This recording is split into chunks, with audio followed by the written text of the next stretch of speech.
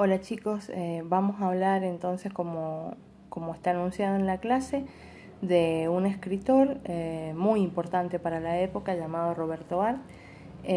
Bueno, ahí ven la cronología de nacimiento y muerte, es desde 1900 que nace a 1942, que muere la verdad que muy joven.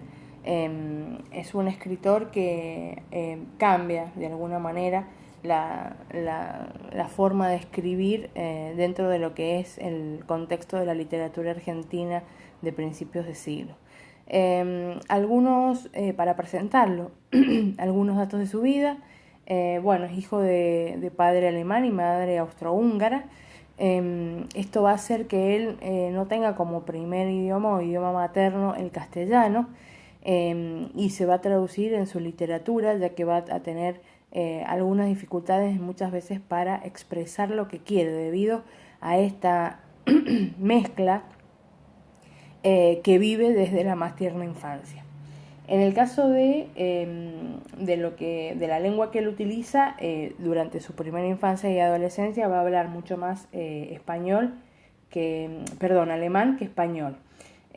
Una de las cuestiones que más va a padecer en esta etapa es justamente la severidad de la educación del padre, sobre todo.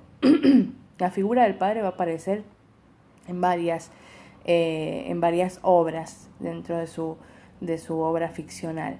Esta relación tortuosa que tiene con el padre va a traducir que también su carácter sea bastante apocado, temeroso, por lo menos en su primera juventud.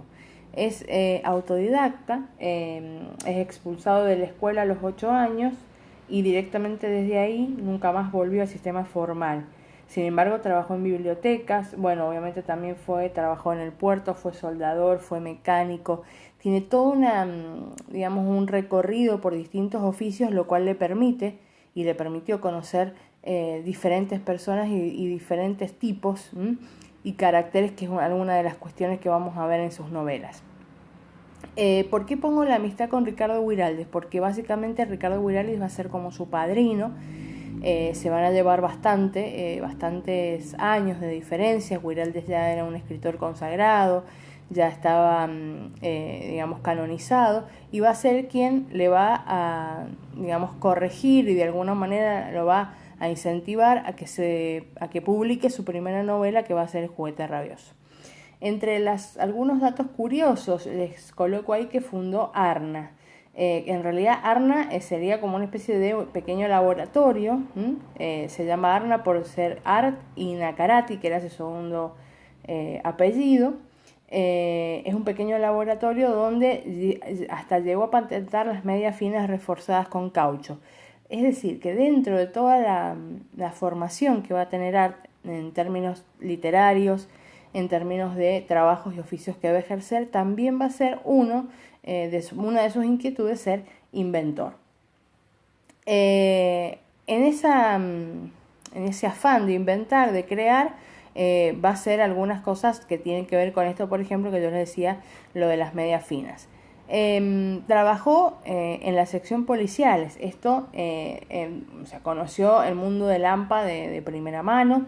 Esto también fue motivo para que su literatura sea sórdida y sea oscura. Todo este trabajo que él hace en diferentes diarios le permite conocer de cerca las investigaciones, el mundo o el submundo dentro de la ciudad de Buenos Aires. En 1931, un hecho también bastante tremendo, también le va a marcar un poco la vida, que es presenciar el fusilamiento de Severino Di Giovanni, que es el primer anarquista declarado, que lleva a cabo una protesta, obviamente, y a partir del fusilamiento, que es una especie, digamos, de escarmiento que quiere dar el gobierno, se van a desatar una cantidad de manifestaciones y de revueltas que van a terminar en la violencia entre los ciudadanos. Trabaja en el Diario Nacional en México, si pudiera agregar algo, en la sección cables. O sea, cuando hablamos de la sección cables son pequeñas crónicas periodísticas muy cortas que tenía que realizar. ¿Qué le permitió esto? que su escritura fuera condensada, que tuviese que manejarse entre los 200 y 250 caracteres para la publicación del diario. Entonces eso le dio como una especie de ejercicio, de gimnasia sobre la lengua para poder hacer esas crónicas que se llamaban Al margen del cable, la sección donde trabajaba y escribía. Una característica muy, digamos, importante dentro de la obra de Roberto Arlt es esta cuestión de la búsqueda de cierto realismo, cierta escritura urgente acerca de los problemas que padecía la sociedad argentina. Pero para plasmarlo, bueno, les he puesto nada más una breve síntesis de las obras. Fíjense que del 26 al 32 tiene 4 novelas. El juguete rabioso es su primera novela, que en un primer momento se iba a llamar La vida puerca, y después los editores le sugieren, y entre ellos uno de los que está en ese cambio de título es Guiraldes, que se llame El juguete rabioso. Es una novela que ustedes van a leer para hacer un trabajo de escritura crítica, y se van a dar cuenta que hay toda una conexión, sobre todo de algunos aspectos de la trama, con el Lazarillo de Tormes. Entonces este niño, ¿no?, que va a pasar por distintos trabajos, que se va a descubrir y va a descubrir el mundo, atravesado obviamente por la temática de la literatura que aparece en numerosas ocasiones. Después tenemos el díptico, Los siete locos y los lanzallamas, que también está para leer para cuando vayan a rendir la materia. Son 2 novelas que en realidad forman una sola historia. Y El amor brujo, otra de las novelas del 32, que también, con la que también tuvo bastante éxito. Fíjense que el teatro da un salto y tenemos 300 millones en el 32 y recién en el 50 va a empezar a escribir teatro. A ver, yo diría, puede ser que esta categoría sea mezquina, pero es de alguna manera teatro breve, es decir, obras cortas. Él ya sentía que, digamos, que la novela le insumía mucho tiempo, que era de largo aliento, necesitaba hacer algo más coyuntural. Entonces empieza con Saber y el Cuero y muchas otras obras más que van a venir en el teatro. Fíjense, en el 33 y el 51 también va a tener 2 antologías de cuentos, El jorobadito y El criador de gorilas. Vamos a ver después algunos textos de estas 2 antologías, donde van a ver estos cuentos que yo les decía, sórdidos, con figuras que tienen que ver con el mundo urbano de la ciudad de Buenos Aires. Pero también escribió ensayos. Esos ensayos son una especie de género, o sea, texto híbrido, que él llama aguafuertes. Las aguafuertes y las aguafuertes españolas son dos etapas, una en la que obviamente está en Buenos Aires y la otra se va a vivir a España. Las dos son, están escritas para los diarios. Después él las va a recopilar en 2 libros y tienen la característica que también son textos cortos que pintan o hacen una semblanza de las costumbres de la sociedad. En general son caracteres o tipos que él va a tomar y a partir de la caracterización de este tipo social, como puede ser, no sé, la solterona, como puede ser la niña bonita que espera casarse, el jefe, o sea, tiene infinidad de tipos sociales, hace como una especie de estudio sociológico, una muy interesante mirada acerca de cómo funcionaba la sociedad de la época. Bien, si hablamos del estilo de la escritura hemos ido diciendo algunas cosas, pero podríamos ir puntualizando. La ironía y la mordacidad van a ser 2 características principales en su obra. Las toma como materia literaria, es decir, hay todo un trabajo acerca del sentido irónico, el sentido irónico de la vida, el sentido irónico de los personajes. Siempre van a ver que esta ironía y este narrador mordaz van a ser una constante. Después, decíamos elabora retratos de tipos y caracteres. Esto está muy presente en las aguafuertes que acabamos de ver. El lenguaje, ahí tenemos entonces esta cuestión de las frases cortadas, totalmente desestructurado porque quiere lograr el diálogo cotidiano. Para eso también va a introducir jergas, barbarismos, porque en rigor lo que quiere buscar o lo que trata o intenta encontrar con este lenguaje es justamente el verosímil, o sea, esa verosimilitud. Por eso se habla mucho de coloquialidad. Es decir, los diálogos ustedes van a ver que son como los diálogos que yo puedo escuchar en la calle entre dos personas.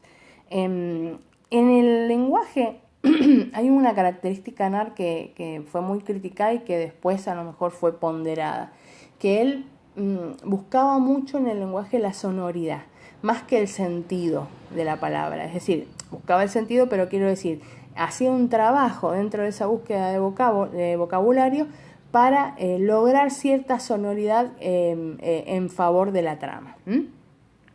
Bien, el tema del espacio, bueno, ya habíamos hablado, es urbano, por eso también se dice que El juguete rabioso es casi la primera novela moderna.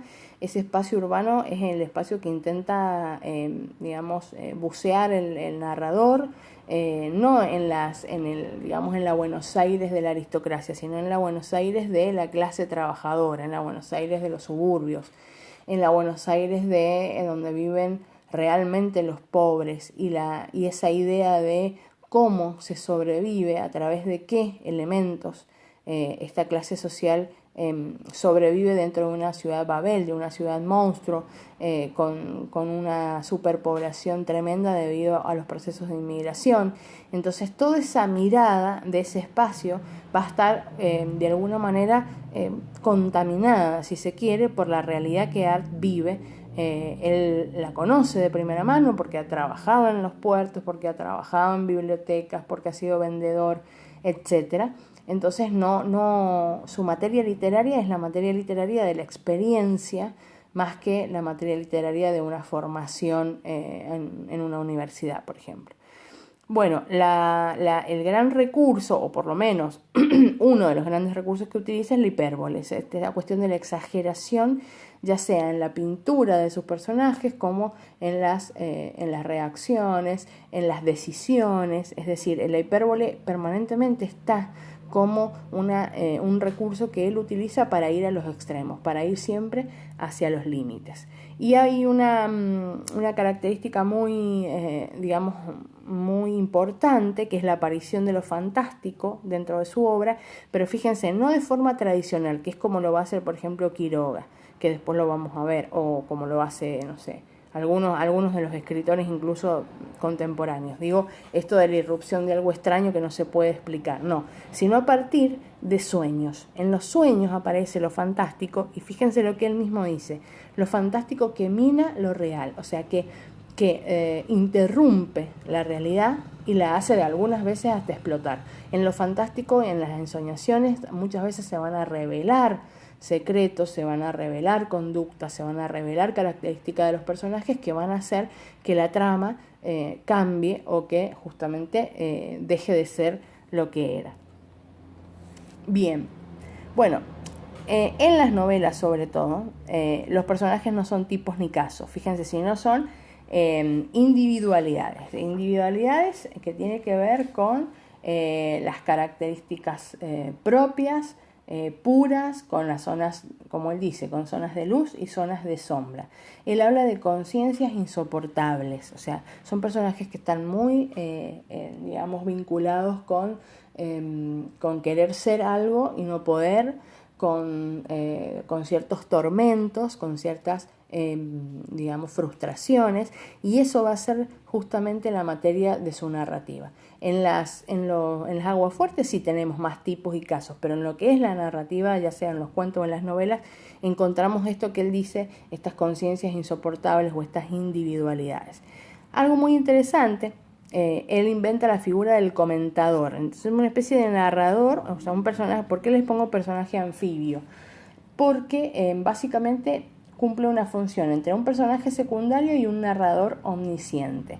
Esta característica le permite entrar y salir de la ficción, hacer comentarios al lector, llevar a los personajes por otros caminos, ser la conciencia en algunos casos. Esa figura del comentador es interesantísima y sumamente innovadora. Bueno, lo hemos dicho en muchas oportunidades, quiere plasmar con su obra obviamente la condición del hombre moderno en la ciudad. Esto es cómo se vive, cuáles son las preocupaciones.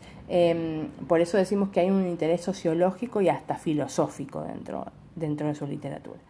Bien, con respecto al género, y lo van a ver, ya lo hemos más o menos desarrollado, pero hay una innovación genérica, o sea, entre lo fantástico y lo realista. Es como que mezcla, y ya no es totalmente realista y tampoco es lo que sería a lo mejor un cuento fantástico o una novela fantástica. Hay un buceo, es decir, hay una exploración entre el realismo y un sentimentalismo también dentro de los personajes. Kitsch quiere decir ridículo, muchas veces patético, que lleva a los límites y a los márgenes, a veces incluso de la misma locura. Estas características tienen que ver con una concepción de arte acerca de lo que es la literatura. Fíjense la frase final: la literatura debe ser un cross a la mandíbula, o sea, un golpe a la mandíbula que haga que el lector repiense otra vez todo su mundo, todos sus esquemas mentales, que mire otra vez las ideas. Es decir, él buscaba una literatura que fuera inquietante, y lo van a ver en la lectura cuando tengan que abordar los libros. No es una literatura fácil ni cómoda. Art pone muy incómodo y nervioso al lector, y esa es una de sus grandes características que lo hacen que hasta el día de hoy sea un autor que puede leerse, en el que pueden encontrarse ideas, pensamientos y miradas que siguen iluminando la realidad de la actualidad. Así que bueno, los invito a leerlo, a disfrutarlo y a bucear en un mundo que es bastante complejo, pero que también de alguna manera nos ilumina y nos deja ver otra realidad.